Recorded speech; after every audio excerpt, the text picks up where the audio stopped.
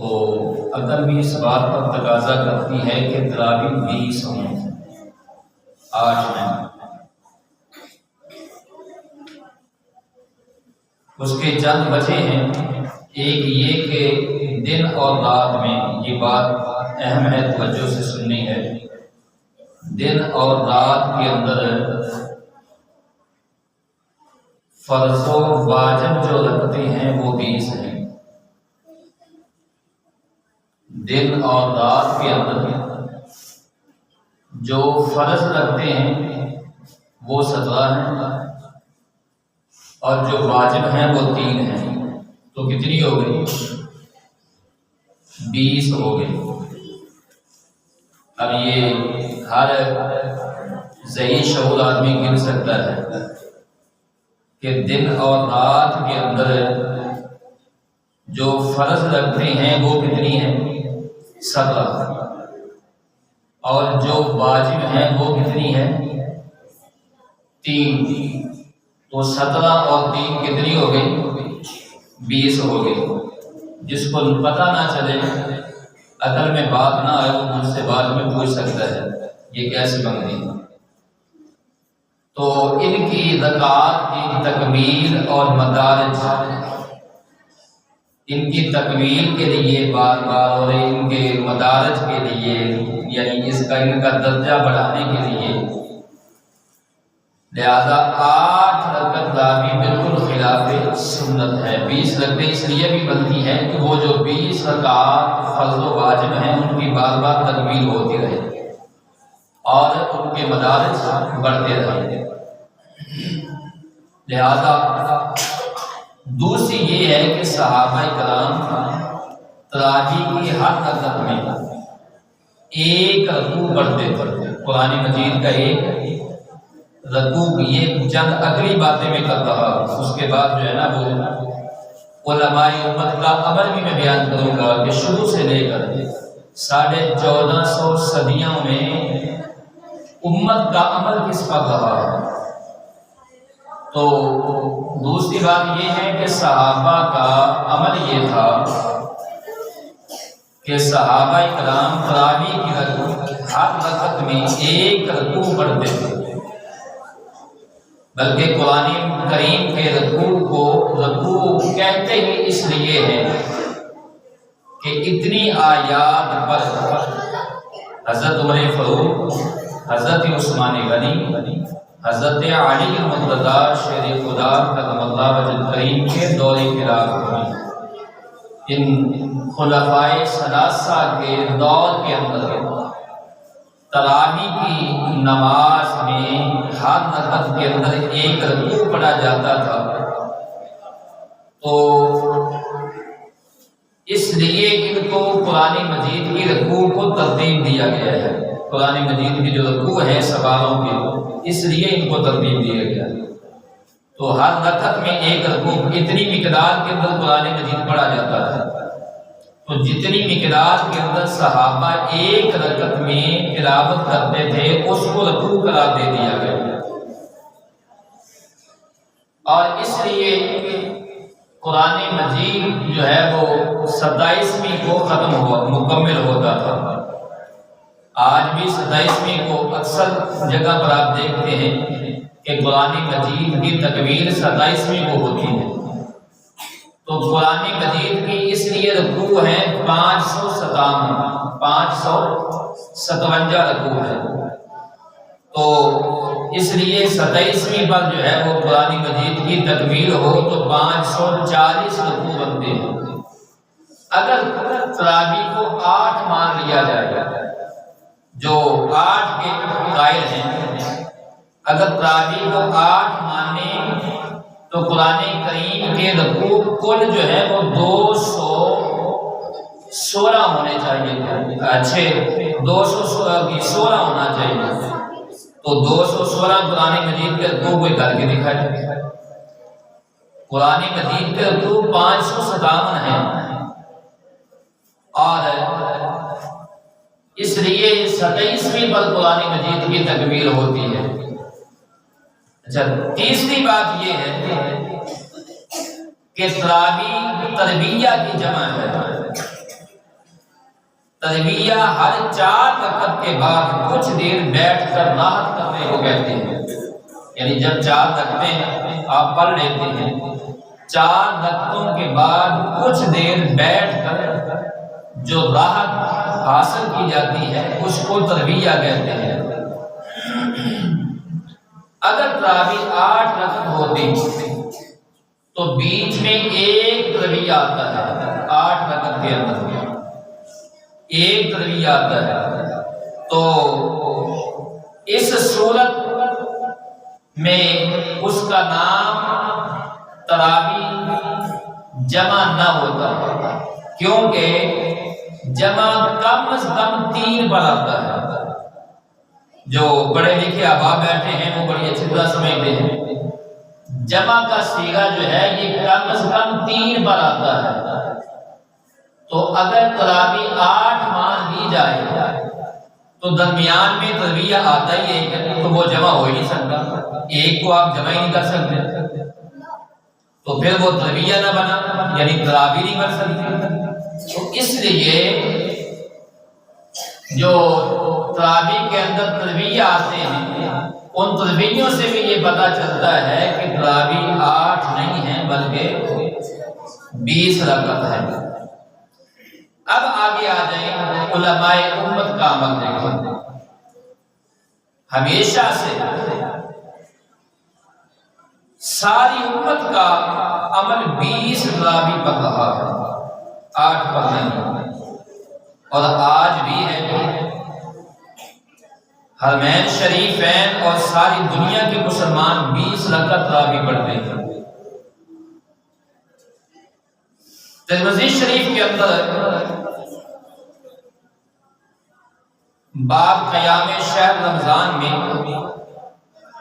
امام ترمذی فرماتے ہیں، آپ فرماتے ہیں وَأَكْثَرُ أَهْلِ الْعِلْمِ عَلَىٰ هَذَا بِيَ مَنْ عَلِيِّ وَعُمَرَ وَغَيْرَهُمَا مِنْ أَصْحَابِ النَّبِيِّ صلی اللہ علیہ وسلم 20 رکعۃ وَهُوَ قَوْلُهُ۔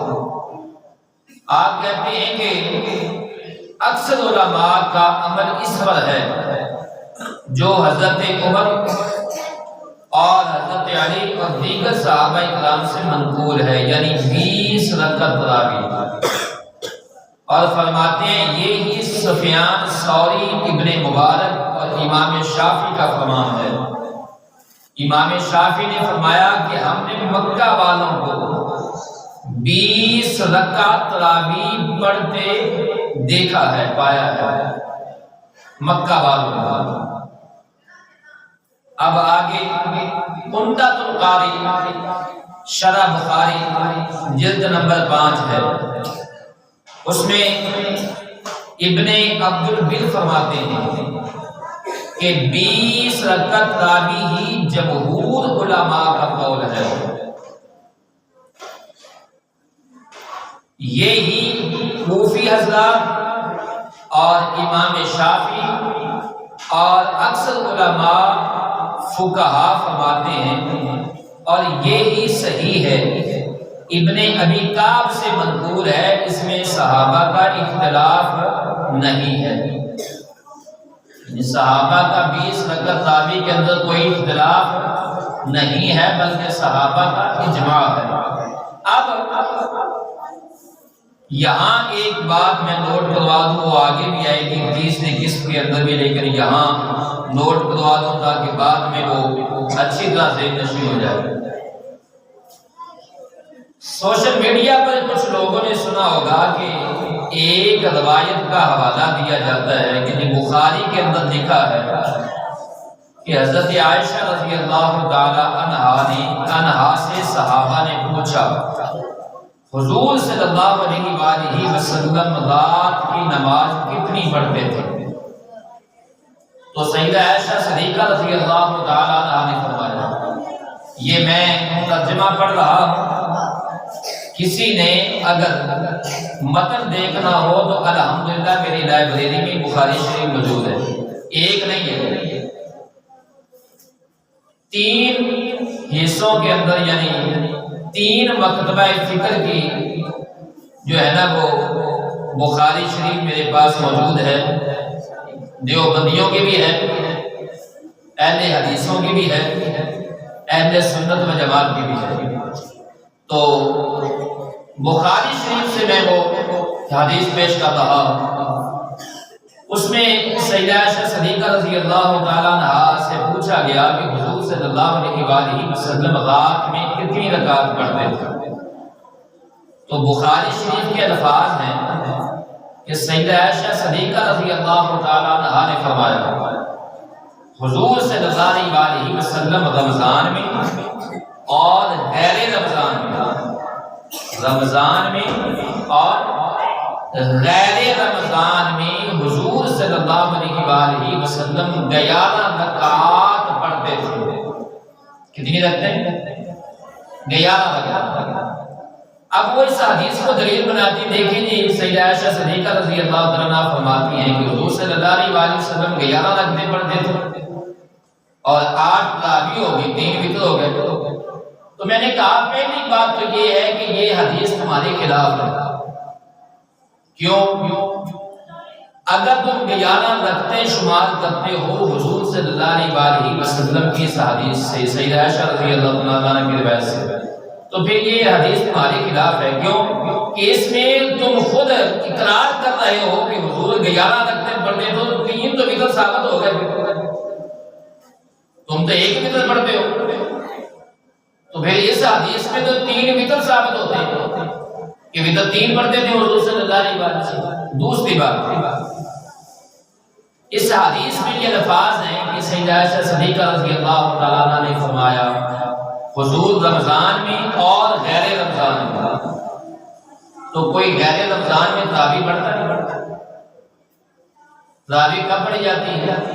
رمضان کے اندر، تو غیر رمضان میں تراویح پڑھی جاتی ہے۔ تو حضور صلی اللہ علیہ وسلم کے اس امر کو، جس کو سیدہ عائشہ صدیقہ رضی اللہ تعالیٰ عنہ نے بیان فرمایا ہے، یہ سیدہ عائشہ صدیقہ رضی اللہ تعالیٰ عنہ حضور صلی اللہ علیہ وسلم کی تہجد کی بات کر رہے ہیں، نماز تہجد کی بات کر رہے ہیں کہ حضور صلی اللہ علیہ وسلم تہجد کی نماز 11 رکعتیں پڑھتے تھے۔ اور اس کی دلیل یہ ہے کہ اس حدیث کو امام بخاری نے صلاۃ التہجد کے اندر باب، بخاری شریف کا جو باب ہے صلاۃ التہجد کے اندر جو ہے اس حدیث کو وہ لے کر آئے۔ اب امام بخاری نہیں سمجھتے تھے کہ حدیث تو تراویح کی ہے اور میں باب التہجد میں صلاۃ التہجد میں لکھ رہا ہوں۔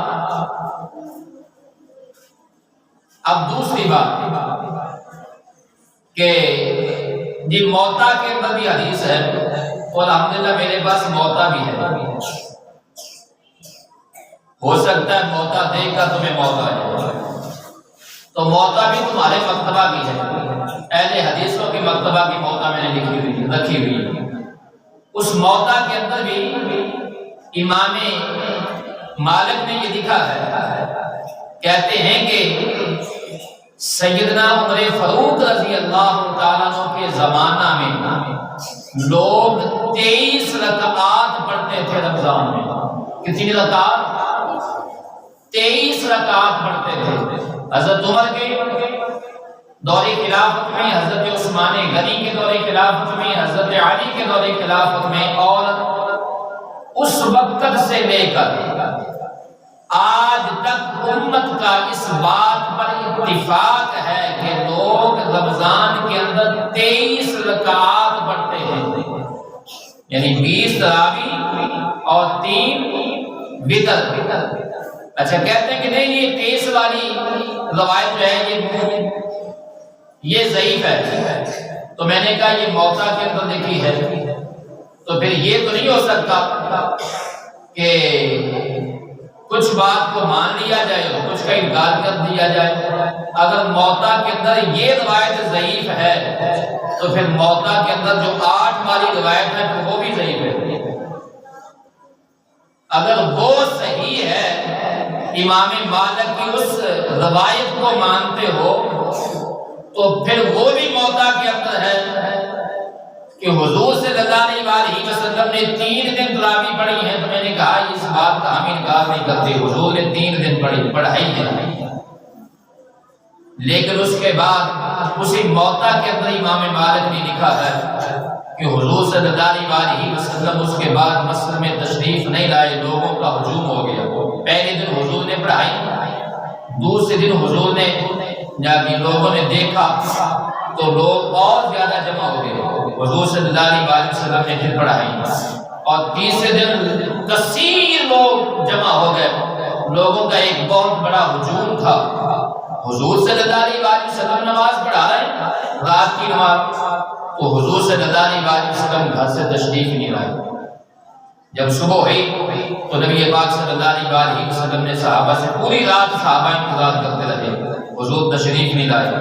صبح حضور صلی اللہ علیہ وسلم نے صحابہ سے فرمایا میں تمہیں دیکھ رہا تھا، میں تمہیں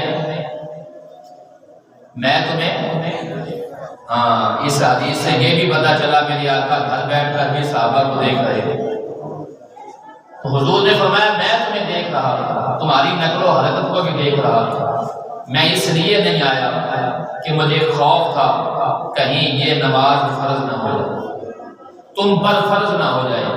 امت کی آسانی کے لیے حضور صلی اللہ علیہ وسلم نے تیسرے دن جو ہے وہ جماعت نہیں کروائی، اور پھر حضور صلی اللہ علیہ وسلم کی ظاہری حیات طیبہ میں صحابہ علیحدہ پڑھتے رہے۔ سیدنا صدیق اکبر رضی اللہ عنہ کے دور خلافت میں صحابہ تنہا علیحدہ پڑھتے تھے۔ سیدنا عمر فاروق رضی اللہ عنہ کے ابتدائی دور خلافت میں ابتدائی صحابہ تنہا پڑھتے تھے۔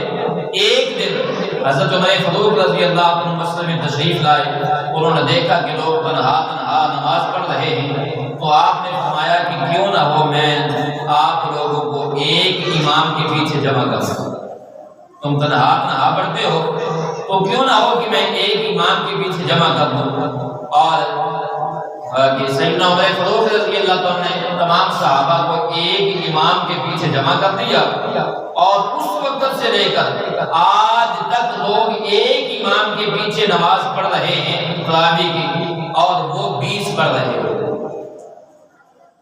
اور دوسرا یہ ہے مولانا علی قاری شرح نقایا میں فرماتے ہیں کہ 20 رکعت تراویح پر مسلمانوں کا اجماع ہے، کیونکہ بحیقی نے صحیح اسناد سے روایت کی کہ صحابہ کرام اور سارے مسلمان حضرت عمر، حضرت عثمان، حضرت علی کے زمانہ میں 20 رکعت تراویح پڑھا کرتے تھے، اور تمام صحابہ کا اس پر اتفاق ہے۔ یہ علامہ ابن حجر حیثمی لکھ رہے ہیں، کہتے ہیں کہ تمام صحابہ کا اس پر اتفاق ہے کہ تراویح 20 رکعت ہیں۔ اب میں پوچھتا ہوں خلفائے ثلاثہ بھی 20 پڑھے، اور چاروں ائمہ اربعہ بھی 20 پڑھے، امام محمد بھی 20 پڑھے، اور ملا علی قاری بھی 20 کے قائل ہوں، اور ایک علامہ ابن حجر حیثمی بھی 20 کے قائل ہوں، اور مکہ والے 20 پڑھتے ہوں، مدینے والے 20 پڑھتے ہوں۔ یہ آج کے کچھ لوگ پتہ نہیں کہاں سے نکل رہے ہیں، جنہوں نے 8 نکال دیا۔ اور سب سے بڑی بات یہ ہے کہ آج عرب کے اندر حرمین طیبین کے اندر آج حکومت نجدیوں کی ہے، اور اس کے باوجود وہاں تراویح کتنی ہوتی ہے؟ 20 ہوتی ہے۔ حکومت نجدیوں کی ہے، اس کے باوجود بھی تراویح 20 ہوتی ہے۔ میں نے کہا کہ ان نجدیوں کو بھی دین سمجھ نہیں آیا، پر تمہیں آ گیا۔ ہندوستان میں 8 کا، اس لیے دعوت فکر ہے کہ امت کے اندر لوگوں کو انتشار میں نہ ڈالے، جس پر صحابہ کا امت کا اجماع ہے، جمہور کا اتفاق ہے، اور مسلمان اکٹھے مل کر رمضان کی راتوں میں اللہ کی بارگاہ میں جھکتے ہیں، اور یہ نفلی عبادت ہے، تو اس کے اندر کمی نہ کی جائے بلکہ لوگوں کو ذوق دلایا جائے۔ آپ 8 کے قائل رہیں، لیکن اپنا فیصلہ دوسرے پر نہ سونپے کہ دوسرے بھی اسے ایمان دے۔ اللہ رب العزت کی بارگاہ میں دعا ہے اللہ تعالیٰ مجھے اور آپ کو حضور صلی اللہ علیہ وسلم اور صحابہ کے طریقے کو سمجھنے، اس پر عمل کرنے کی توفیق عطا فرمائے۔ آمین آمین یا اللہ تعالیٰ آمین۔ بسم اللہ الرحمن